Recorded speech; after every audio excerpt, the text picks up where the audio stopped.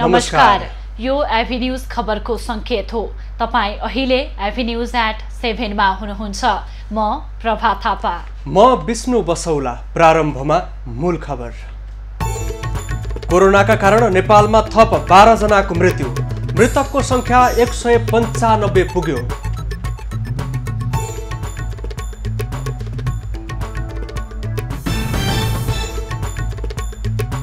काठमाडौँ उपत्यकामा 415 सहित थप 927 जनामा कोरोना संक्रमण। संक्रमितको संख्या 36,000 नाग्यो।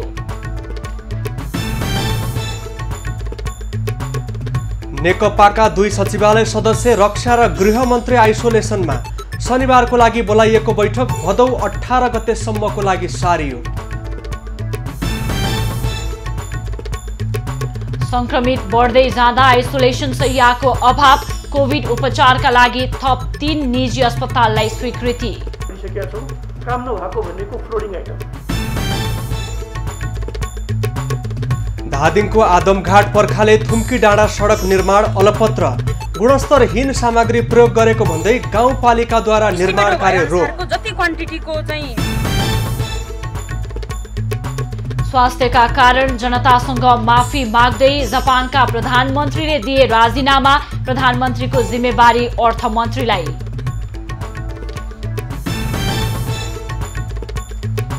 र निर्वाचन नजिकै गर्दा अमेरिकाका राष्ट्रपति उम्मेद्वार बीच आरोप प्रत्यारोप। ट्रम्प भन्छन् विपक्षीले जिते अमेरिकाको सपना चकनाचुर। प्रभा, नेपालमा कोरोना संक्रमितको संख्या दिनानुदिन बढ्दै गएको छ। अहिले 36,000 भन्दा माथि पुगिसकेको छ। तर पनि नेपाल सरकारले दैनिक 22,000 भन्दा धेरै परीक्षण गर्न सक्ने दाबी गरिरहे पनि समुदाय स्तरमा संक्रमण फैलिसक्दा पनि परीक्षणको दायरा भने 10,000 भन्दा धेरै माथि भने पुगेको देखिएको छैन। पक्कै विष्णु, यहाँले भने चाहिँ त्यस्तै भइरहेको छ र संक्रमित बढ्दै जाँदा आइसोलेसन शय्याको अभाव पनि भएको छ। कोभिड उपचारका लागि आज मात्रै थप 3 निजी अस्पताललाई स्वीकृति पनि दिएको छ।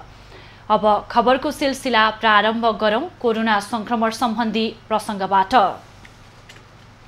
नेपालमा थप 927 जनामा कोरोना भाइरस संक्रमण पुष्टि भएको छ। पछिल्लो 24 घण्टामा 10,229 पीसीआर परीक्षण गर्दा 593 पुरुष र 334 महिलामा संक्रमण पुष्टि भएको हो। यो सँगै नेपालमा कोरोना संक्रमित हुनेको संख्या 36,456 पुगेको छ।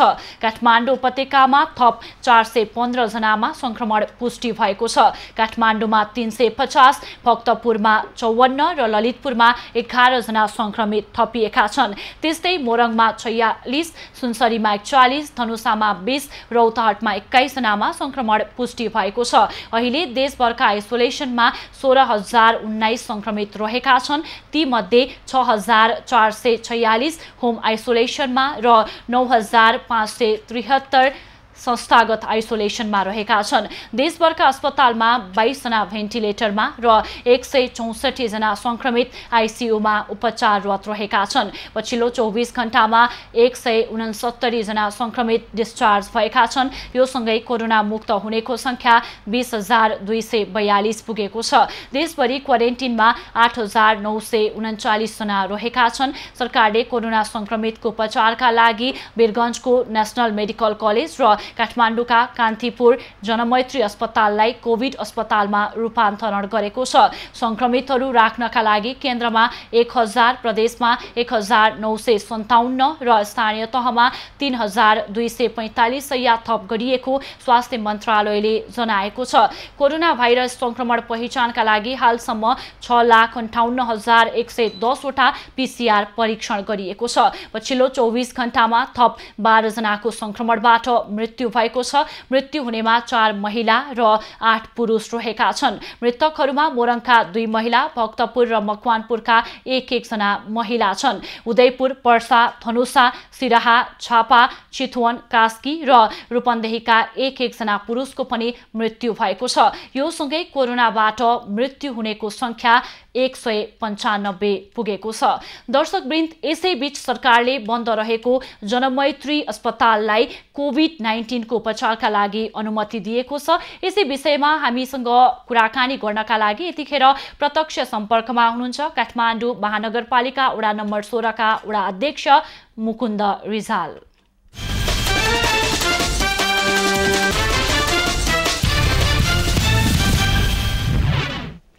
रिजालज्यू, यहाँलाई एबी न्यूज खबरमा स्वागत छ। धन्यवाद। जनमैत्री अस्पताललाई कोभिड-19 को उपचारका लागि आज सरकारले अनुमति दिएको छ। के कस्तो तयारी छ हामीलाई बताइदिनुस् न। जनमैत्री अस्पताल सबै किसिमको तयारीहरू पूरा भएको छ, किनभने हिजो नै हाम्रो पूरा रूपमा तयारी हस्पिटल हो। अलिअलि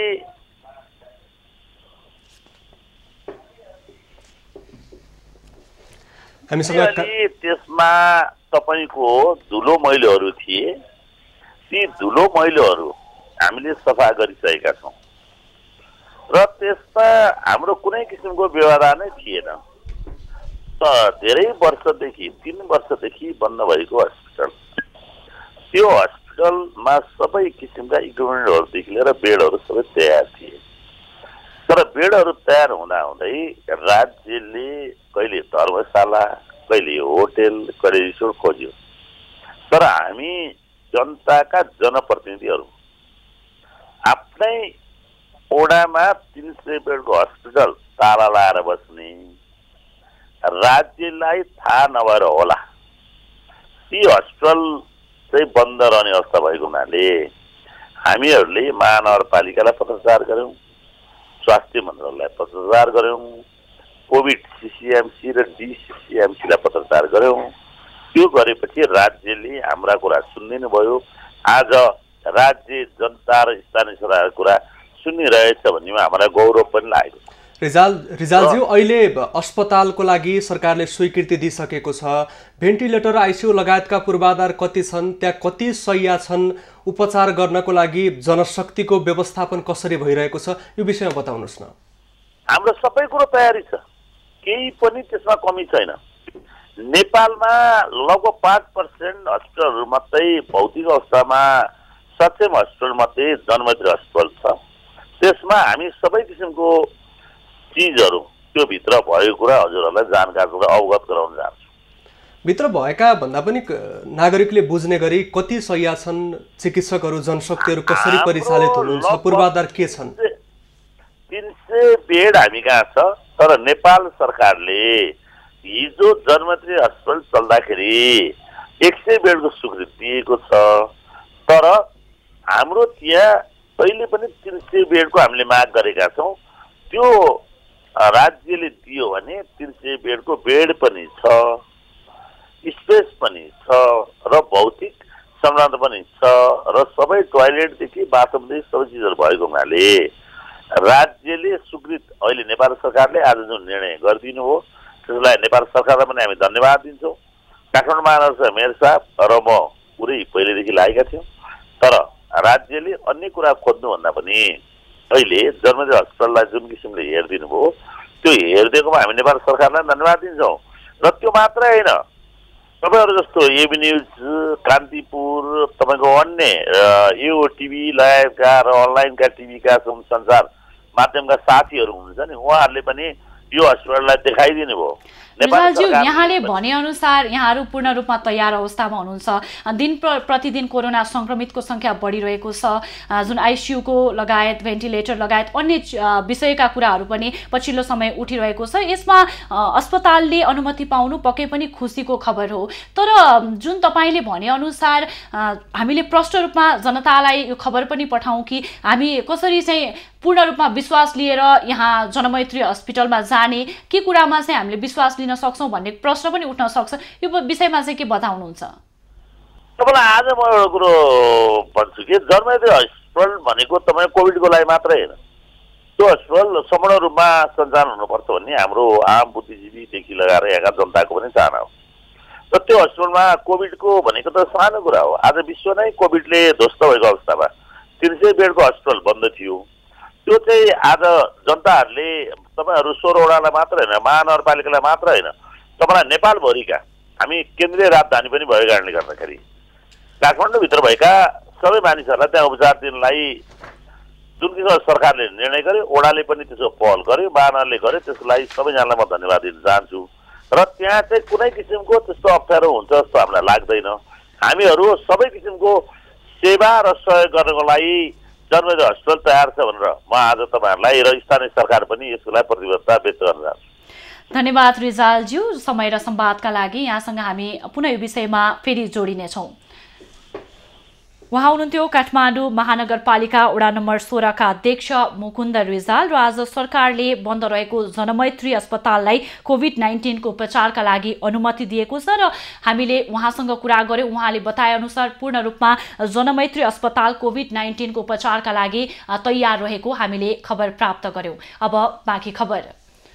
उप प्रधानमन्त्री एवं रक्षा मन्त्री ईश्वर पोखरेल र गृहमन्त्री रामबहादुर थापा होम आइसोलेसनमा बसेका छन्। कोरोना संकट व्यवस्थापन केन्द्र छाउनी काठमाडौँमा रहेका एक कर्मचारीमा संक्रमण पुष्टि भएपछि दुवै मन्त्री आइसोलेसनमा बसेका छन्। बैठकका लागि नियमित जस्तो छाउनी गइरहने गरेकाले दुवै मन्त्रीलाई आइसोलेसनमा बस्न सुरक्षाकर्मीले सुझाव दिएका हुन्। दुवै मन्त्रीलाई पीसीआर परीक्षणको रिपोर्ट नआउँदासम्म घरमै बस्न सुझाव दिएको बताइएको छ। नेकपाका सचिवालय सदस्य समेत रहेका दुईजना आइसोलेसनमा बसेपछि शनिबारको बैठक समेत स्थगित भएको छ। अर्को बैठक यही भदौ 18 गते बिहीबारका लागि बोलाइएको छ। उद्योगपति विनोद चौधरीलाई कोरोना भाइरस संक्रमण भएको छ। आज बिहान आएको पीसीआर टेस्ट रिपोर्टमा आफूमा संक्रमण पुष्टि भएको चौधरीले ट्वीट गरेर जानकारी दिएका हुन्। उनले आफूमा कोरोनासँग कुनै पनि लक्षण नदेखिएको उल्लेख गरेका छन्। चिकित्सकको सल्लाह अनुसार चौधरी आइसोलेसनमा बसेका छन्। उनले आफ्नो सम्पर्कमा आएका सबैलाई कोरोना संक्रमण परीक्षण गराउन आग्रह गरेका छन्। चौधरी नेपाली कांग्रेसका प्रतिनिधि सभा सदस्य समेत हुन्। यसअघि सांसदहरू प्रदीप यादव, यज्ञबहादुर बोगटी, डाक्टर सूर्यनारायण यादवलाई पनि कोरोना संक्रमण पुष्टि भएको थियो। मुलुकमा कोरोना भाइरसको संक्रमण दिन प्रतिदिन बढ्न थालेपछि उपचारको लागि शय्याको समेत अभाव हुन थालेको छ। संक्रमितको संख्या निरन्तर बढिरहँदा वीर अस्पतालको नयाँ भवनको निर्माणको कामलाई तीव्रताको साथ अगाडि बढाउने हो भने उपचारको लागि केही सहज हुने कतिपयको भनाइ छ। मुलुकमा कोरोना संक्रमण बढेसँगै संक्रमितको उपचारका लागि शय्या अभाव देखिन थालेको छ। यस्तो अवस्थामा सरकारले निर्माण गर्दै गरेको वीर अस्पतालको नयाँ भवन कोभिड-19 बिरामी उपचारका लागि एक विकल्प हुन सक्छ।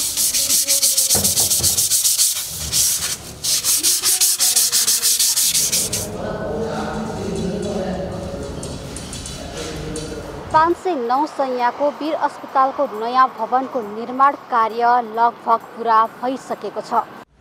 निर्माणाधीन भवनको बाहिरी भागको काम करिब 90% तथा भित्री भागको काम करिब 81% सम्पन्न भएको छ। हाल अस्पताल भवनको केही तल्लामा निर्माण कार्य लगभग सकिएको अवस्थामा छ भने केही तल्लामा काम बाँकी रहेको छ। कोरोना महामारीका कारण निर्माण सामग्री उपलब्ध हुन नसकेपछि निर्माण कार्यले पूर्णता पाउन सकेको छैन।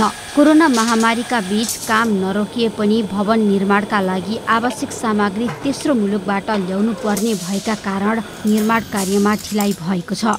जति टाइम लाग्छ किनभने हामीले थर्ड कन्ट्रीबाट माल मगाउने हो भने अहिले इन्फ्रास्ट्रक्चर हेर्दाखेरि बाहिरबाट सबै भइसकेको छ। हामीले सबै गरिसकेका छौँ। काम नभएको भनेको फ्लोरिङ आइटम जुनमा चाहिँ जर्म हुँदैन, त्यो भनेको थर्ड कन्ट्रीबाट ल्याउने हो। ती सामानहरू चाहिँ हामीले एलसी खोलिसकेका छौँ। तर उतातिर फ्याक्ट्रीहरू नै बन्द भएकोले गर्दाखेरि ती सामान चाहिँ डिस्प्याच भएर आउन सकेन। विक्रमसम्म 2075 सालबाट निर्माण थालिएको वीर अस्पतालको यो नयाँ भवन 30 महिनाभित्र निर्माण सम्पन्न गर्ने सम्झौता भएको थियो। तर सम्झौता अनुरूप काम सम्पन्न नभएपछि निर्माण कार्यका लागि 7.5 महिनाको अवधि थप गरिएको छ। अस्पतालको भवनमा विद्युतको काम पूरा भइसकेको छ भने रङरोगनदेखि सरसफाइका काम भइरहेका छन्। तर अस्पतालको भवन निर्माण कार्य सम्पन्न हुन अझै 7 महिना भन्दा बढी लाग्ने अस्पताल भनाइ छ। सामान नआएर सर्टेन पार्ट चाहिँ सामान नआएर रोकिएकै हो, छिटो नहुने होइन, त्यो रोकिएकै हो। जुन सामान चाहिँ इन्डियाबाट ल्याउनु पर्ने जसरी ग्रेनाइट भयो होइन, जसरी सुरुमै हामीले ब्याङ्ककबाट चाहिँ बोर्डहरू मगाइसकेका छौँ त्यसका काम भइरहेछ। फल सिलिङ चाहिँ ब्याङ्ककबाट मगाउनु पर्ने ती आइसकेका चाहिँ काम भइरहेछ। जस्तै आज पनि हाम्रो इन्डिया बोर्डरमा कपरको पाइप रोकिया छ MGPSको लागि, त्यसको लागि चाहिँ हामी पहल गर्दैछौँ होइन। काठमाडौँको सिडिओलाई पनि पहल गऱ्यौँ, वीर हस्पिटलले पनि चिठी बनाएर दिनुभएको छ। हामी चाहिँ त्यहाँ वीरगञ्जको भन्सारमा पनि कुरा गरिरहेका छौँ। ती सामानहरू छुटेर आउन चाहिँ गाह्रो भइरहेछ कि। मुलुकमा कोरोना संक्रमण बढ्दो क्रममा छ। बढ्दो संक्रमणका कारण संक्रमितको उपचारका लागि शय्या अभाव भएको छ। संक्रमितको उपचारका लागि शय्या अभाव भएपछि बिरामीलाई 14 दिनभन्दा बढी अस्पतालमा नराख्ने तथा लक्षण नदेखिएका बिरामीलाई अस्पताल भर्ना नलिने समेत भन्दै आइएको छ। यस्तो अवस्थामा वीर अस्पतालको नयाँ भवन निर्माण कार्यलाई छिटो भन्दा छिटो सम्पन्न गरी प्रयोगमा ल्याउने हो भने यसले कोरोना संक्रमित बिरामी उपचार केही सहज हुने थियो।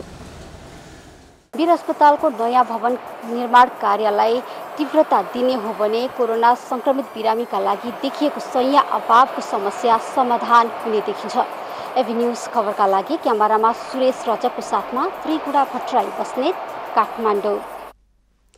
राज्यले बनाएको आइसोलेसनमा राम्रो सुविधा नभएपछि बारामा कोरोना संक्रमित होम आइसोलेसनमा बस्न थालेका छन्।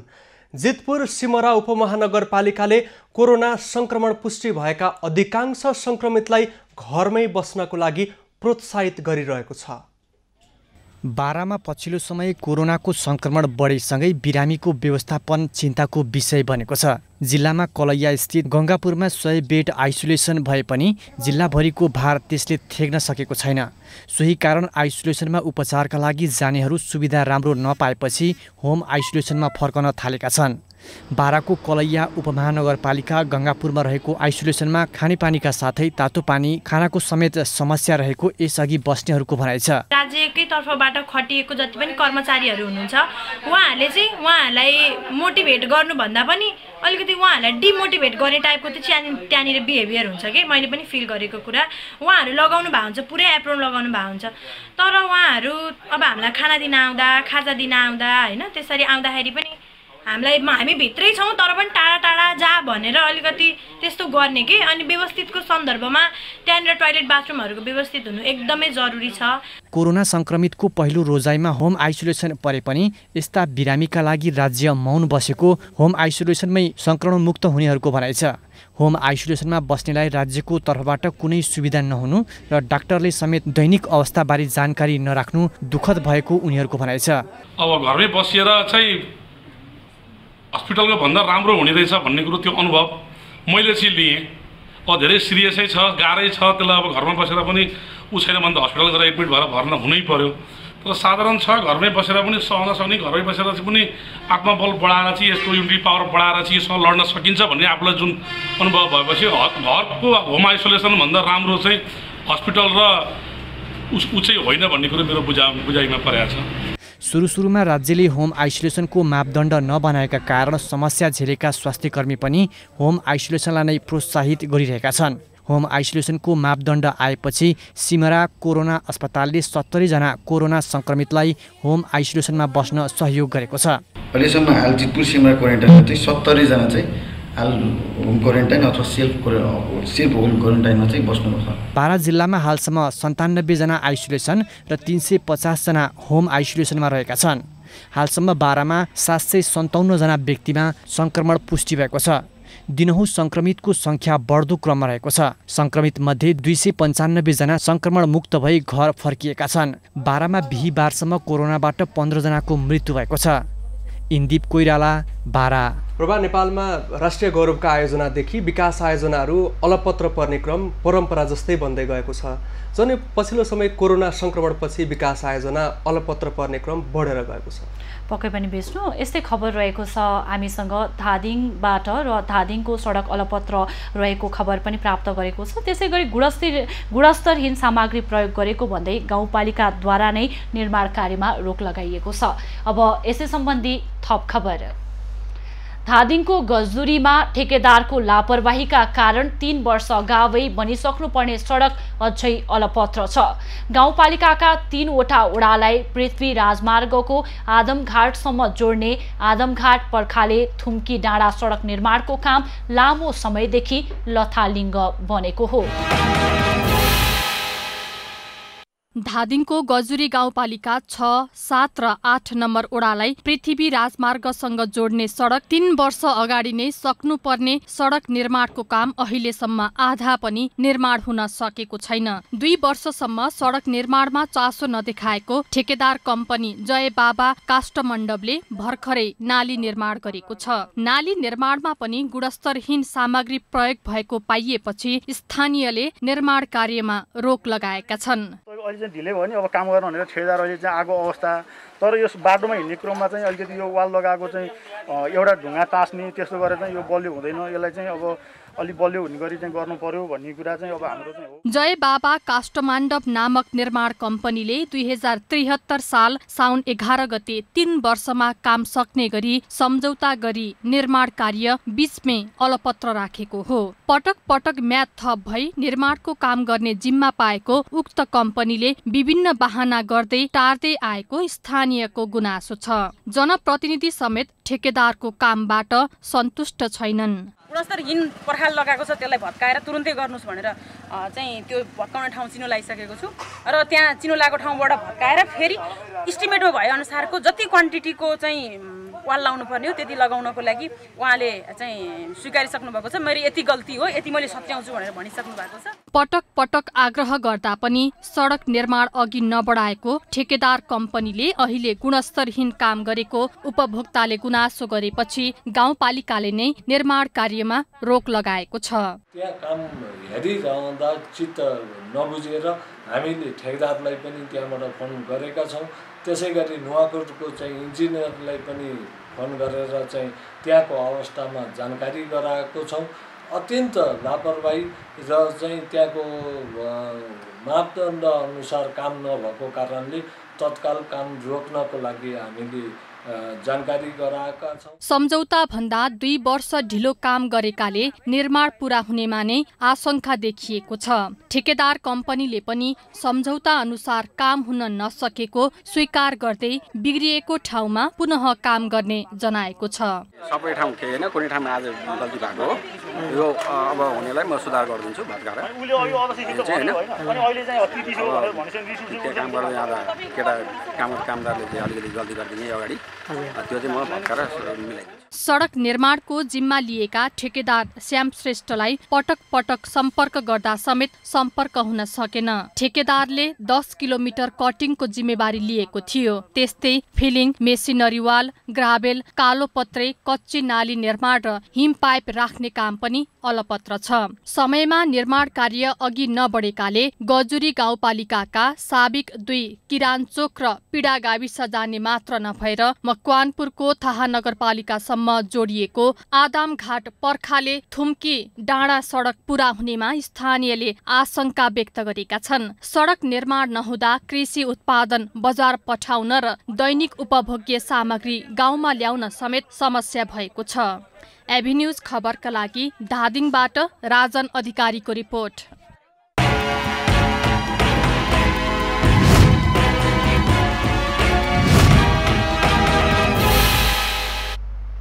स्वास्थ्य तथा जनसङ्ख्या मन्त्री भानुभक्त ढकालले कोरोना भाइरस संक्रमण रोकथाममा काम गर्ने कुनै पनि कर्मचारीलाई प्रोत्साहन भत्ता र बिमामा विभेद नगरिने बताएका छन्।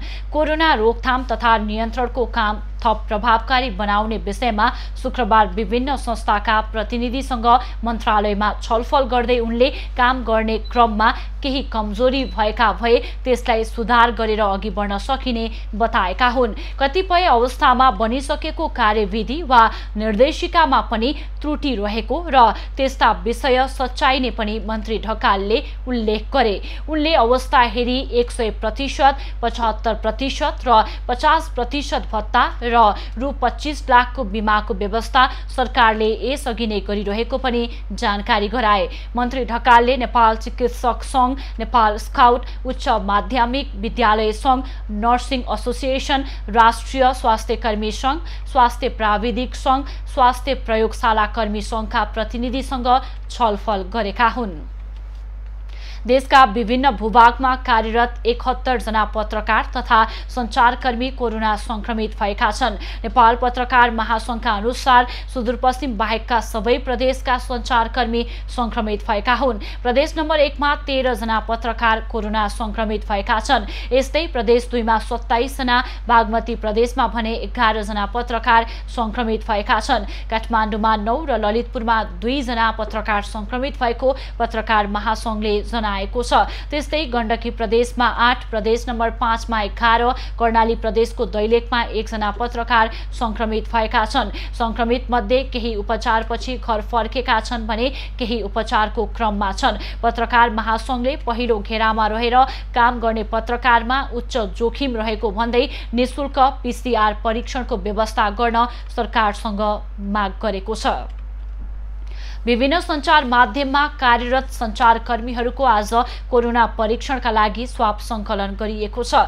स्वास्थ्य तथा जनसङ्ख्या मन्त्रालयको समन्वयमा विभिन्न सञ्चार माध्यममा कार्यरत सञ्चारकर्मीहरूको आज PCR परीक्षणका लागि स्वाब सङ्कलन गरिएको हो। विभिन्न सञ्चार माध्यममा कार्यरत पत्रकारहरूलाई कोरोना संक्रमण देखिन थालेपछि आज उपत्यकामा करिब 200 जनाको कोरोना परीक्षणका लागि स्वाब सङ्कलन गरिएको हो। देशका विभिन्न प्रयोगशालामा भइरहेको परीक्षणमा सञ्चारकर्मीहरूमा पनि संक्रमण पोजिटिभ देखिन थालेपछि मन्त्रालयले उपत्यकामा परीक्षणका लागि आज समन्वय गरेको हो। चितवनमा एक साता निषेधाज्ञा थप भएको छ। जिल्ला प्रशासन कार्यालयले आज एक सूचना प्रकाशित गरी भदौ 19 सम्म निषेधाज्ञा थप गरेको हो। कोरोना संक्रमण झन बढ्दो क्रममा रहेकाले निषेधाज्ञा थप गर्नु परेको प्रशासनले जनाएको छ। सूचनामा कर्मचारीले आलो पालोमा 50% मात्रै उपस्थित भई आन्तरिक काम गर्न पाइने र बैंक पनि आधा कर्मचारी राखेर खोल्न पाइने उल्लेख गरिएको छ। बैंकहरूलाई दिउँसो 1 बजेसम्म खोल्न र स्वास्थ्य सुरक्षाका सबै उपाय अपनाउन भनिएको छ। उद्योगभित्रै कर्मचारी कामदार राखेर काम गर्न सक्नेहरूलाई पनि खोल्न दिने सूचनामा उल्लेख गरिएको छ। नागरिकलाई अत्यावश्यक सामग्री खरिद बिक्रीका लागि बिहान 5 देखि 8 बजे र साँझ 6 देखि 8 बजेसम्मको समय तोकिएको छ। चितवनका अस्पतालमा आज मात्रै 3 जना संक्रमितको मृत्यु भएको छ। संक्रमितको संख्या 500 नजिक पुगेको छ।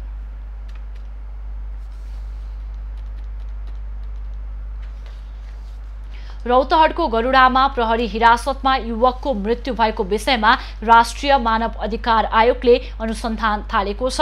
गरुडा नगरपालिका वडा नम्बर 8 का निरञ्जन रामको हत्यामा संलग्न रहेको आशंकामा पक्राउ गरी प्रहरी हिरासतमा राखिएका विजय रामको मृत्युको विषयमा आयोगले छानबिन अघि बढाएको हो। हिरासतमा यातना दिएको र मृत्यु भएको विषयमा जनकपुर स्थित प्रदेश 2 कार्यालयले अनुसन्धान अघि बढाएको आयोगले आज विज्ञप्ति प्रकाशित गर्दै जानकारी दिएको हो। आयोगले मृतकको स्वास्थ्य परीक्षण प्रतिवेदनको प्रतिलिपि तथा पोस्टमार्टम प्रतिवेदनको प्रतिलिपि समेत प्रहरी र शिक्षण अस्पतालबाट माग गरेको छ। प्रहरी हिरासतमा रहेको व्यक्तिको मृत्यु हुनु अत्यन्त दुःखद भएको भन्दै आयोगले यस्ता घटनाको सूक्ष्म र निष्पक्ष छानबिन तथा अनुसन्धान गरी घटनाका दोषीलाई कानुनी दायरामा ल्याई कारबाही गर्न सरकारको ध्यानाकर्षण समेत गराएको छ। यस्ता किसिमका घटनाको पुनरावृत्ति हुन नदिने र पीडित परिवारलाई तत्कालै उचित राहत तथा क्षतिपूर्ति उपलब्ध गराउन पनि आयोगले ध्यानाकर्षण गराएको छ।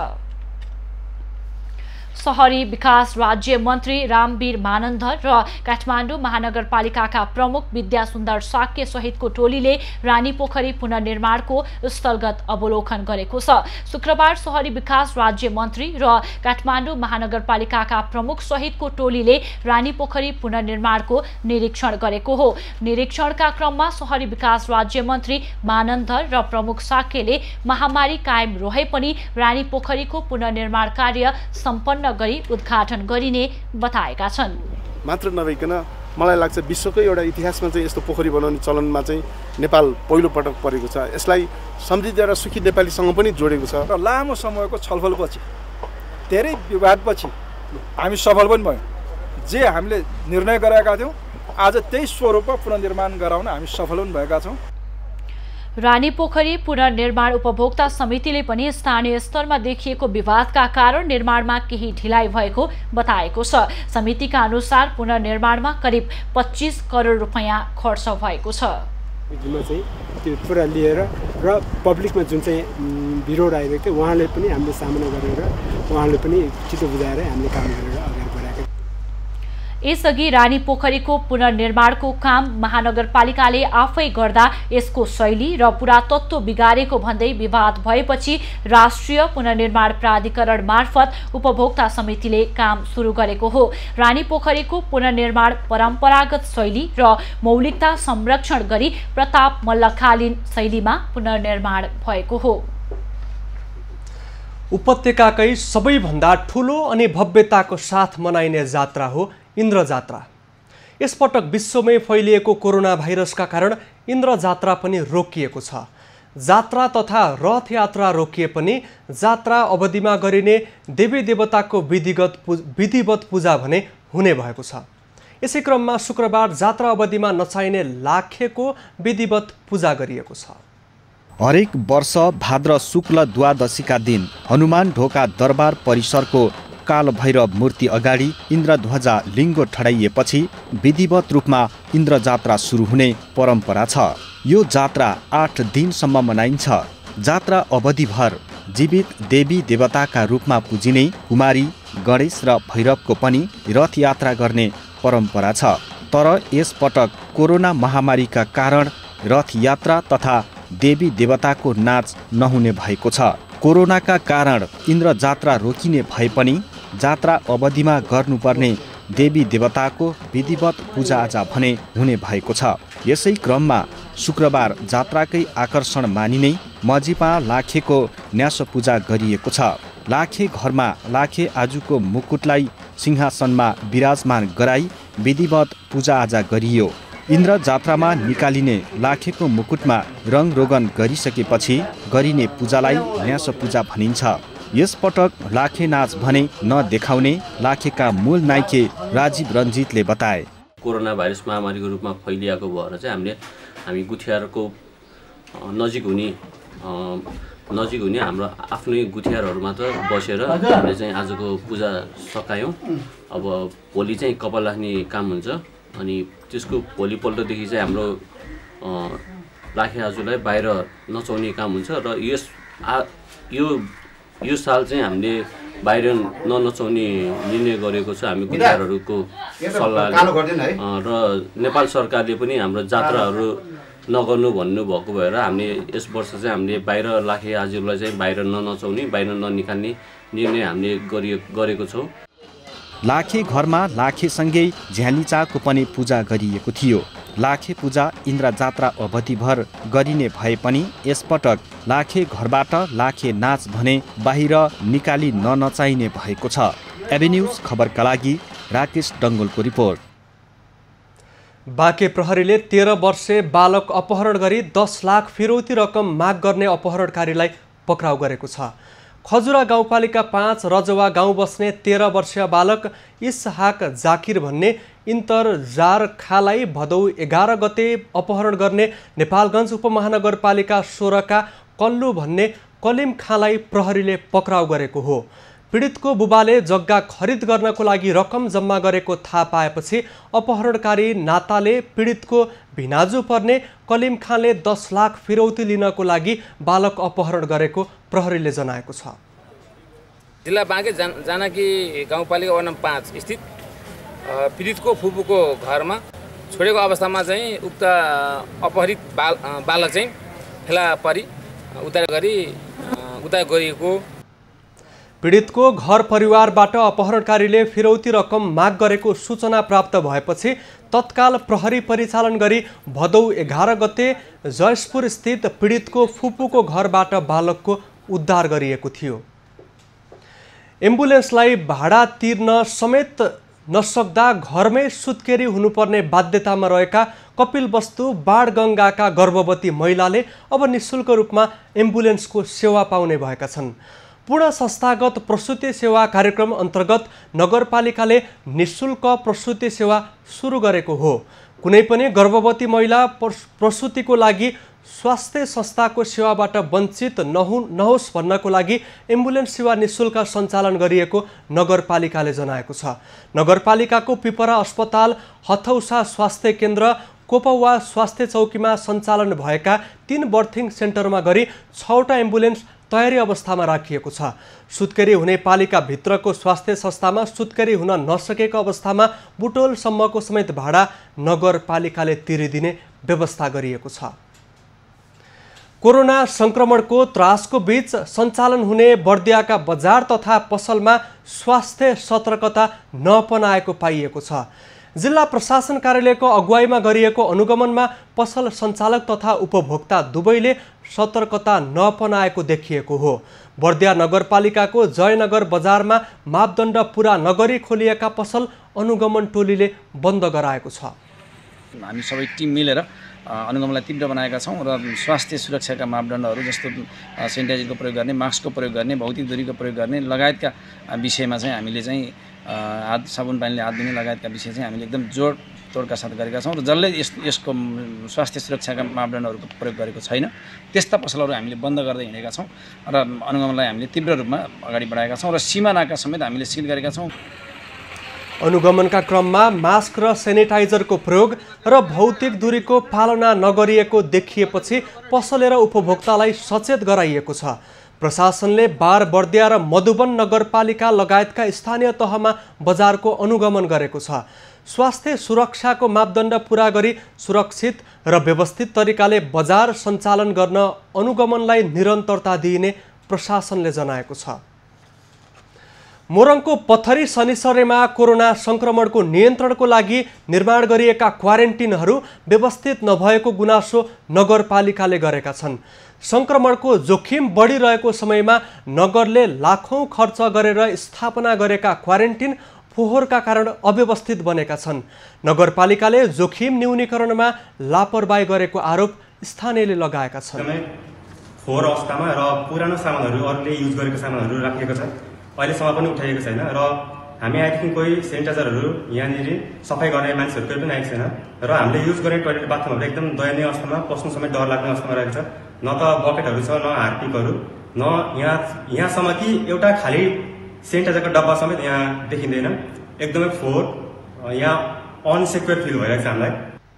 स्थानीयले क्वारेन्टिन व्यवस्थित नहुँदा संक्रमणको केन्द्र बन्न सक्ने भन्दै चिन्ता प्रकट गरेका छन्। नगरपालिकाले भने कोरोना संक्रमणको नियन्त्रणको लागि प्रभावकारी काम गरेको दाबी गरेको छ। हामीहरूले क्वारेन्टाइनमा राखेको मान्छेहरू चाहिँ कहिलेकाहीँ 50 जना 60 जना चाहिँ राखेको हुन्छ। 50-60 जना मान्छेले खाएको जतिखेर खाएर उनीहरूले त्यसलाई चाहिँ त्यो राख्नुपर्ने फोहोर व्यवस्थापन गर्नुपर्ने ठाउँमा चाहिँ उनीहरूले लान्छन्। त्यतिखेर तुरुन्त हामी उठाउँदैनौँ। त्यो चाहिँ हप्ता 10 दिन 5-6 दिनसम्म समय लाग्न सक्छ। त्यतिखेरसम्ममा थुकिएको फोहोरलाई लिएर चाहिँ बरु यो बाहिर चाहिँ प्रोपोगन्डा मचाउने कोसिस गरिरहेछन्। प्रत्येक क्वारेन्टाइनबाट निस्किने बित्तिकै, क्वारेन्टाइनमा रहेका व्यक्तिहरू निस्किने बित्तिकै हामीले त्यो कोठालाई सेनिटाइज गरेका छौँ। अब हाम्रो तर्फबाट हामीले चाहिँ एकदमै क्वारेन्टाइनलाई व्यवस्थित गर्न खोजेका छौँ। तर यो आरोपमाथिको आरोप लगाउने एउटा चाहिँ यो मिथ्या नगरपालिकाले गरेन भन्ने कुराको एउटा चाहिँ प्रोपोगन्डा मात्रै हो। मलाई क्वारेन्टिनको व्यवस्थापनमा कर्मचारी र स्वास्थ्यकर्मी समेत खटाएको नगरपालिकाले जनाएको छ।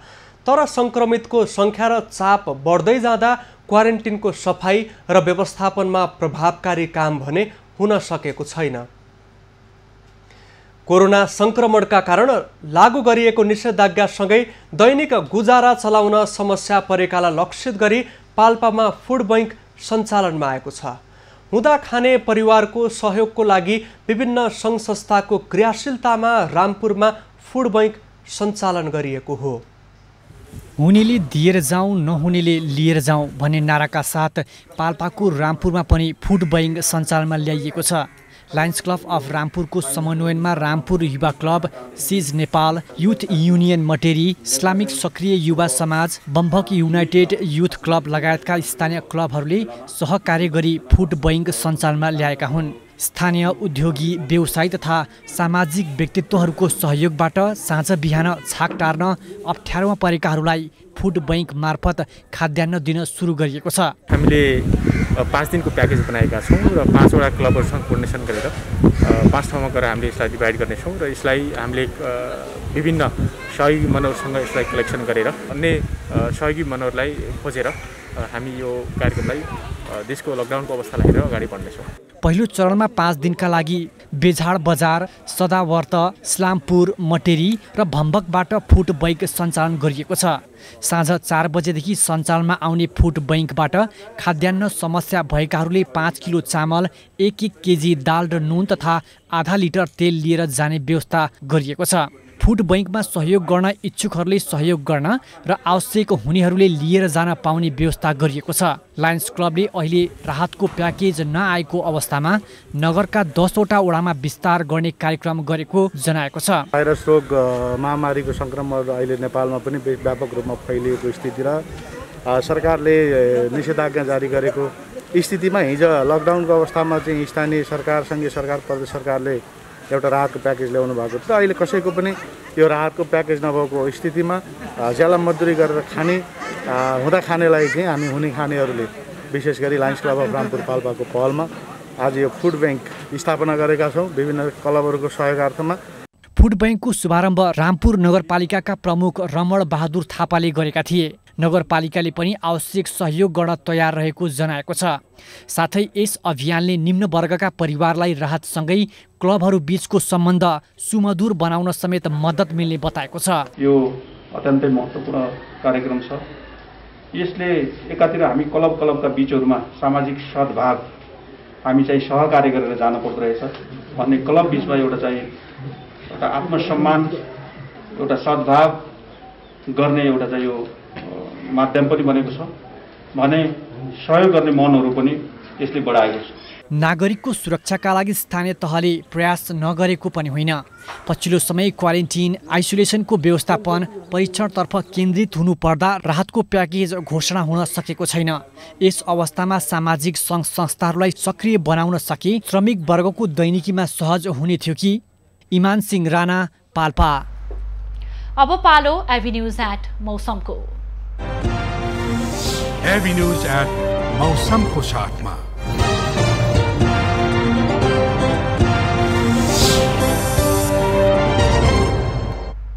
पछिल्लो 24 घण्टामा देशभरको मौसममा बदली भई केही स्थानमा वर्षा भयो। आज राति साथै प्रदेशका केही स्थानमा मेघगर्जन र चट्याङसहित हल्कादेखि मध्यम वर्षा हुनुका साथै गण्डकी प्रदेश, प्रदेश 5, कर्णाली प्रदेश र सुदूरपश्चिम प्रदेशका 1-2 स्थानमा भारी वर्षाको सम्भावना रहेको जल तथा मौसम पूर्वानुमान महाशाखाले जनाएको छ। काठमाडौँ उपत्यकाको आजको अधिकतम तापक्रम 30 डिग्री सेल्सियस र न्यूनतम तापक्रम 20 डिग्री सेल्सियस मापन गरियो। आज देशभरको मौसम कस्तो रह्यो त हेरौं देशका विभिन्न स्थानको मौसमी अवस्था।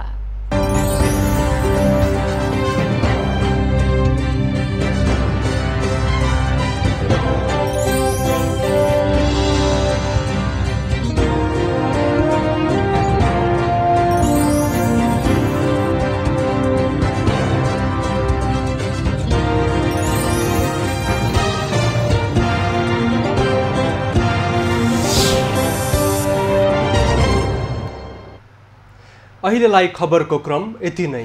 एभिन्यूज खबरका यी सहित अन्य विस्तृत खबरका लागि www.avenews.tv लगअन गर्न सक्नुहुनेछ। युट्युब, फेसबुक र ट्विटरमा पनि हामीलाई फलो गर्न सकिनेछ। खबर भित्रको खबरका लागि हेर्दै रहनुहोला एभिन्यूज खबर। नमस्कार।